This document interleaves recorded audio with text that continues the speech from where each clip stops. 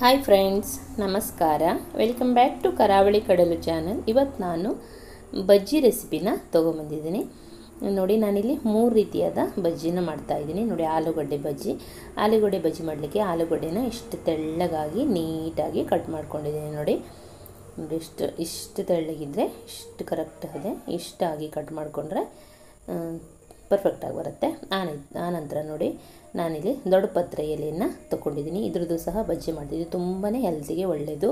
ಇದ್ರದ್ದು ಔಷಧಿಯನ್ನು ಸಹ ಮಾಡ್ತಾರೆ, ಮಕ್ಕಳಿಗೆ ಔಷಧಿ ರೂಪದಲ್ಲಿ ಹಾಕ್ತಾರೆ. ಆನಂತರ ನಾನಿಲ್ಲಿ ಬಸಳೆ ಸೊಪ್ಪು ಅದನ್ನು ಸಹ ತೊಗೊಂಡಿದ್ದೀನಿ. ಹೀಗೆ 3 ಸಹ ಬಜ್ಜಿ ಮಾಡ್ತಾಯಿದ್ದೀನಿ. ಒಂದೇ ಹಿಟ್ಟಿನಿಂದ 3 ಬಜ್ಜಿನ ಮಾಡ್ಕೊಳ್ಬೋದು. ತುಂಬಾ ಈಸಿ.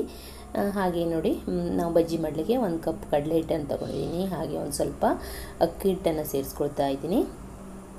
ಹಾಗೆ ಸ್ವಲ್ಪ ಚಿಲ್ಲಿ ಪೌಡರ್, ಹಾಗೆ ಉಪ್ಪು ಇಷ್ಟನ್ನು ಸೇರಿಸ್ಬಿಟ್ಟು ಚೆನ್ನಾಗಿ ಮಿಕ್ಸ್ ಮಾಡ್ಕೊಳ್ತೀನಿ. ಫಸ್ಟ್ ವಿಸ್ಕರ್ ಸಹಾಯದಿಂದ ಮೊದಲೇ ಹಾಗೆ ಡ್ರೈ ಆಗಿ ನೀಟಾಗಿ ಮಿಕ್ಸ್ ಮಾಡ್ಕೊಳ್ತೀನಿ.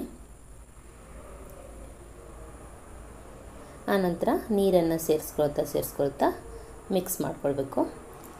ಯಾರೆಲ್ಲ ನನ್ನ ಚಾನಲನ್ನು ಫಸ್ಟ್ ಟೈಮ್ ನೋಡ್ತಾ ಇದ್ದೀರಾ, ದಯವಿಟ್ಟು ಸಬ್ಸ್ಕ್ರೈಬ್ ಮಾಡ್ಕೊಂಡು ನೋಡಿರಿ. ಹಾಗೆಯೇ ಪಕ್ಕದಲ್ಲಿರುವ ಬೆಲ್ ಬಟನನ್ನು ಸಹ ಒತ್ತಿರಿ. ವಿಡಿಯೋ ನೋಡುವುದರ ಮೂಲಕ ನನಗೆ ಸಪೋರ್ಟ್ ಮಾಡಿರಿ.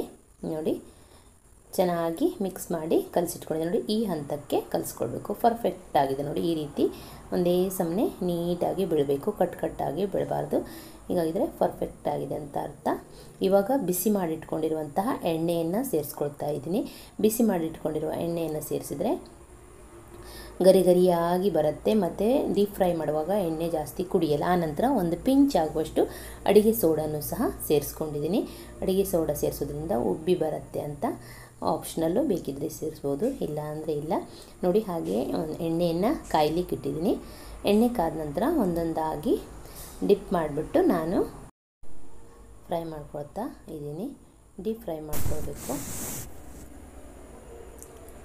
ಒಂದೊಂದಾಗಿ ಬಿಟ್ಕೊಂಡು ಫ್ರೈ ಮಾಡ್ಕೊಳ್ತಾ ಇದ್ದೀನಿ. ನೋಡಿ, ತುಂಬ ಸೂಪರಾಗಿ ಬರುತ್ತೆ. ತುಂಬಾ ಟೇಸ್ಟಿಯಾಗಿರುತ್ತೆ. ತುಂಬ ಪರ್ಫೆಕ್ಟಾಗಿ ಬರುತ್ತೆ. ಗರಿಯಾಗಿ ಉಬ್ಬಿಕೊಂಡು ಬರ್ತದೆ. ನೋಡಿ, ಎಷ್ಟು ಚೆನ್ನಾಗಿ ಬರ್ತದೆ ಇದಂತಂದರೆ.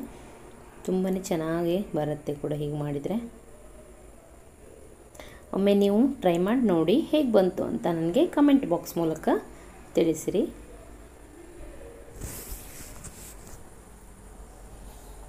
ಎರಡೂ ಸೈಡು ಚೆನ್ನಾಗಿ ಫ್ರೈ ಮಾಡ್ಕೊಳ್ಬೇಕು. ಇವಾಗ ನೋಡಿ, ಎತ್ತಿಟ್ಕೊಳ್ತೀನಿ. ಕಲರೆಲ್ಲ ನೋಡಿ ಪರ್ಫೆಕ್ಟಾಗಿ ಬಂದಿದೆ. ಇಷ್ಟು ಕಲರ್ ಬಂದಿದ್ರೆ ಸಾಕು, ಪರ್ಫೆಕ್ಟಾಗಿರುತ್ತೆ. ನೋಡಿ, ತುಂಬ ಸೂಪರಾಗಿ ಬರುತ್ತೆ ಕೂಡ ಈ ರೀತಿ. ನೋಡಿ, ಇಷ್ಟು ಕಲರ್ ಆಗಿ ಸಾಕು. ಆನಂತರ ಬಸಳೆ ಎಲೆನೂ ಸಹ ಮಾಡ್ಕೊಳ್ತಾ ಇದ್ದೀನಿ. ಬಸಳೆ ಎಲೆ ಹಾಗೂ ದೊಡ್ಡ ಪತ್ರೆ ಎಲೆಯೂ ಸಹ ಮಾಡ್ಕೊಳ್ತಾ ಇದ್ದೀನಿ. ಈ ರೀತಿಯಾಗಿ ಅದ್ಬಿಟ್ಟು ಎಣ್ಣೆಯಲ್ಲಿ ಫ್ರೈ ಮಾಡ್ಕೊಳ್ಬೇಕು. ಎಷ್ಟು ಚೆನ್ನಾಗಿ ಉಬ್ಬಿ ಬರ್ತಾ ಇದೆ ಅಂತ ತೋರಿಸ್ತೀನಿ. ನೋಡಿ ಎಷ್ಟು ಚೆನ್ನಾಗಿ ಉಬ್ಬಿ ಬರ್ತಾ ಇದೆ ಅಂತ. ಪರ್ಫೆಕ್ಟಾಗಿ ನೀಟಾಗಿ ಉಬ್ಬಿ ಬರ್ತಾ ಇದೆ.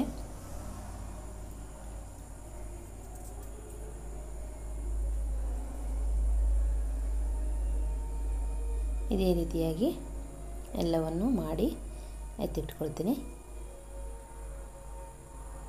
ಒಂದೇ ಹಿಟ್ಟಿನಿಂದ 3 ರೀತಿಯಾದ ಬಜ್ಜಿಯನ್ನು ತುಂಬ ಸಿಂಪಲಾಗಿ, ತುಂಬ ಈಸಿಯಾಗಿ ಮಾಡ್ಕೊಳ್ಬೋದು. ನೋಡಿ, 3 ರೀತಿಯಾದ ಬಜ್ಜಿಯನ್ನು ಮಾಡ್ಕೊಂಡಿದ್ದೀನಿ.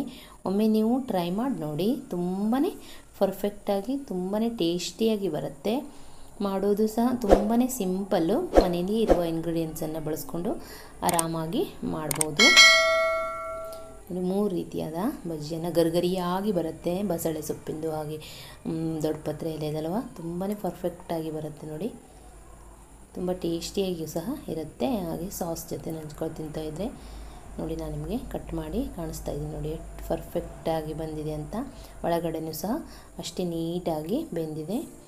ಟೇಸ್ಟು ಸಹ ತುಂಬಾ ಸೂಪರಾಗಿತ್ತು ಕೂಡ.